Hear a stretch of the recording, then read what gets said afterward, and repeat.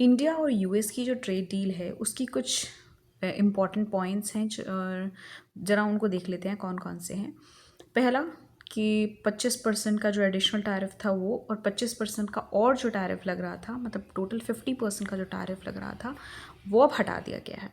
इससे फ़ायदा क्या होगा कि इंडिया के जो एक्सपोर्ट हैं वो इम्प्रूव होंगे। इंडिया का जो एक्सपोर्ट मार्केट है वो बूम करेगा, क्योंकि हम ज़्यादा से ज़्यादा प्रोडक्ट्स को अमेरिका भेज पाएंगे और वहाँ सस्ते दामों में हमारे प्रोडक्ट्स खरीदे जाएंगे। तो इस वजह से हमारी कंट्री को बहुत ज़्यादा फ़ायदा मिलेगा। ठीक है। दूसरी चीज़, दूसरा और इम्पैक्ट क्या होने वाला है कि जो $50 बिलियन की जो डील है उस डील में डिफरेंट डिफरेंट कंट्रीज़ के डिफरेंट डिफरेंट जो फील्ड्स हैं उनके प्रोडक्ट्स का व्यापार होगा। तो इससे इकोनॉमी बूम करेगी, क्योंकि डिफरेंट डिफरेंट टेक्नोलॉजी आएगी। हम कुछ वहाँ से सीखेंगे, उनके एक्सपोर्ट से, और हमारे इंपोर्ट से कुछ वो सीखेंगे। तो जो ट्रेड डील होती है उसके बायलैटरल ट्रेड डील के जितने भी फ़ायदे हैं वो सारे फ़ायदे होंगे।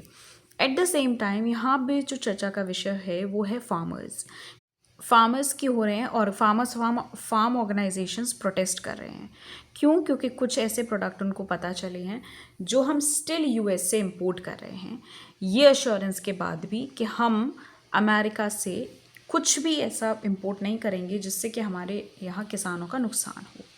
बट स्टिल कुछ प्रोडक्ट्स आ रहे हैं जिसकी वजह से कुछ फार्म ऑर्गेनाइजेशंस जो हैं वो प्रोटेस्ट कर रहे हैं कि ऐसा नहीं होना चाहिए। मिनिस्ट्री की तरफ से तो क्लैरिफिकेशन आ रहे हैं, बट स्टिल अभी धीरे धीरे जब चीज़ें अनफोल्ड होंगी, व्यापार होना शुरू होएगा, जब जाएगा सामान वहाँ पर, तो और ज़्यादा स्टेटमेंट्स आएंगे गवर्नमेंट की तरफ से, वहाँ की गवर्नमेंट की तरफ से, तब और ज़्यादा क्लैरिटी होगी कि फार्मर्स को कितना नुकसान हो रहा है और कितना नहीं।